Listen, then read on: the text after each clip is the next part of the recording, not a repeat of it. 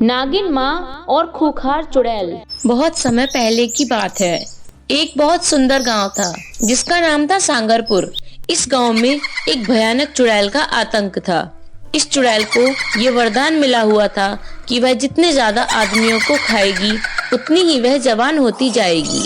चुड़ैल को जहाँ भी कोई इंसान दिखता वह उसे घसीटकर अपनी गुफा में ले जाती और उसे खा जाती।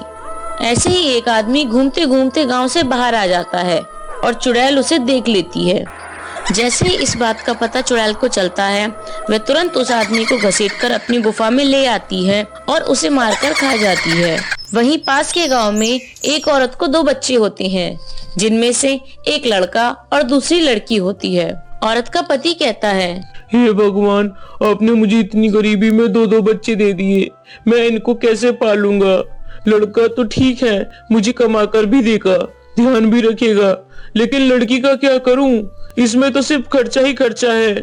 इसे पालने में, उसकी शादी करने में तो बहुत ज्यादा खर्चा होगा। ऐसा कहकर वह लड़की को उठाता है और उसे फेंकने के लिए निकल पड़ता है। वह एक खंडर के पास पहुंचता है और वह उस खंडर का दरवाजा खोलकर उस खंडर में लड़की को रख देता है और भगवान से कहता है, हे भगवान, अब आप ही इसकी देखभाल करना, मैं इसे अपने साथ नहीं रख सकता। ऐसा कहकर वह आदमी वहाँ से चला जाता है। जिस दरवाजे को खोलकर उसने लड़की को रखा था वह एक जादुई दरवाजा था और उस दरवाजे के उस पार नागलोक होता है और अब वह लड़की जाने अनजाने नागलोक में पहुंच गई थी। एक इच्छाधारी नागिन बच्चे की रोती हुई आवाज सुनकर वहां पर आती है और कहती है, ये तो किसी इंसान की लड़की लगती है। ये इंसान भी कितने स्वार्थी होते हैं ना, अपने काम की चीजें रख लेते हैं और बेकार चीजें फेंक देते हैं, जैसे कि इस बच्ची को फेंक दिया। कितनी प्यारी बच्ची है ये। ऐसा कहकर इच्छाधारी नागिन जादू से दूध की बोतल और बहुत सारे खिलौने बनाती है और बच्ची को दूध पिलाने लगती है। बहुत प्यारी बच्ची है ये, अब मैं ही इसे पालूंगी। तभी एक चुड़ैल वहाँ पर आ जाती है और वह कहती है, कितनी प्यारी बच्ची है ये, इसे तो मैं खाऊंगी और जवान हो जाऊंगी। मुझे दे दो ये बच्ची। मैं ये तुम्हें नहीं दूंगी, ये मेरी बच्ची है, ये तुम्हारी बच्ची नहीं है, इसे तो वो आदमी छोड़ गया था। तभी उन दोनों में जमकर लड़ाई होती है और नागिन उसे मारकर भगा देती है। नागिन कहती है, अब मैं ही इसे पढ़ा लिखा कर बड़ा करूंगी और इसे बहुत प्यार करूंगी, लेकिन मैं इसे नागलोक में नहीं रख सकती। इसे लेकर तो मुझे धरती पर ही रहना पड़ेगा। वह लालची चुड़ैल भी अब मौका ढूंढने लगी कि जब भी उसे मौका मिले वह उस लड़की को खींचकर ले जाएगी। नागिन उसी गांव में भेष बदलकर घर बनाकर रहने लगी। जैसे ही वह लड़की थोड़ी बड़ी हुई तो उसने उस लड़की को स्कूल भेजना शुरू कर दिया और वहीं दूसरी तरफ वह स्वार्थी आदमी जिसने उस लड़की को फेंक दिया था वह खेती कर रहा था और कहता है, भगवान जी, ये आपकी कैसी लीला है। इतने सालों से मैं खेती कर रहा हूँ, लेकिन पता नहीं क्यों कुछ समय से इस धरती पर अनाज का एक दाना भी नहीं हुआ। एक मेरा बेटा है जो खेती में मेरी बिल्कुल भी मदद नहीं करता। मैंने अपनी बेटी को फेंककर कोई गलती तो नहीं कर दी। आज अगर वह मेरे पास होती तो कुछ न कुछ काम में तो मेरा हाथ जरूर बटाती। वह बहुत निराश होता है। वहीं दूसरी तरफ वह लड़की देखते ही देखते बड़ी हो जाती है और स्कूल में सबसे ज्यादा नंबर उसी के आते हैं।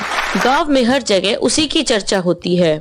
गांव वाले कहते हैं, अरे देखो, इस लड़की ने इतने ज्यादा नंबर लाकर तो हमारे गांव का नाम रोशन कर दिया।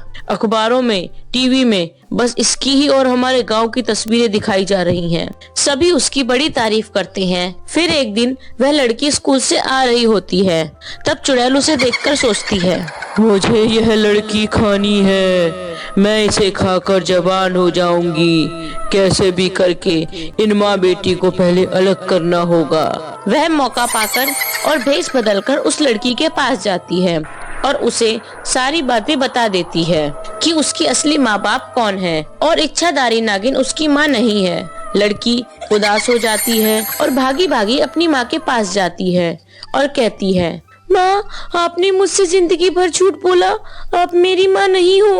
अब मुझे पता चला, मैं अब अपने असली माँ बाप के पास जा रही हूँ। ऐसा कहकर वह अपने असली माँ बाप के पास जाने लगती है। उसे अपने से दूर जाता देख इच्छाधारी नागिन बहुत उदास हो जाती है। वह लड़की अपने असली माँ बाप के पास पहुंचकर देखती है कि उसके माँ बाप बहुत गरीब हैं और उनका एक बेटा है जो बिल्कुल भी काम नहीं करता। ये सब देखकर चुड़ैल कहती है, अब आएगा मजा, अब तो इसे बचाने के लिए इसकी माँ भी नहीं है। इतना बोलते ही चुड़ैल उसे पकड़ने के लिए आगे बढ़ती है और वह लड़की को घसीटते हुए वहाँ से ले जाने लगती है। अरे बचाओ बचाओ, उस लड़की को चुड़ैल ले जा रही है, कोई तो बचाओ, जल्दी से आओ, इस चुड़ैल से इस लड़की को कोई बचाओ, मदद करो। यह सब सुनकर नागिन वहाँ आ जाती है और फिर नागिन और लालची चुड़ैल में भयंकर लड़ाई होती है। नागिन अपने शक्तियों के प्रहार से लालची चुड़ैल को अधमरा कर देती है।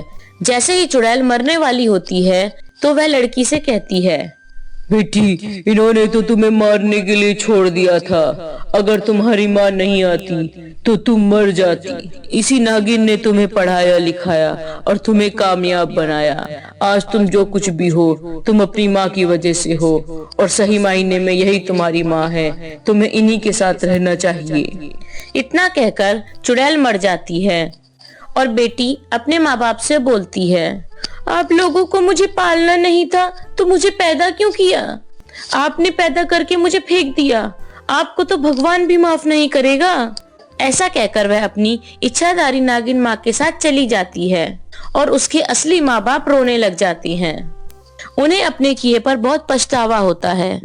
तो देखा आपने मेरे प्यारे दोस्तों, इंसान अपने स्वार्थ में कितने बड़े बड़े पाप कर देता है। इन्हीं स्वार्थी लोगों की वजह से आज हमारी बेटियां बहुत बड़े संकट में हैं। जब हम अपनी सोच बदलेंगे तभी तो हमारा देश बदलेगा। तो दोस्तों, ऐसी ही मजेदार कहानियां देखने के लिए हमारे चैनल को सब्सक्राइब करिए। पूरा वीडियो देखने के लिए आपका बहुत बहुत धन्यवाद।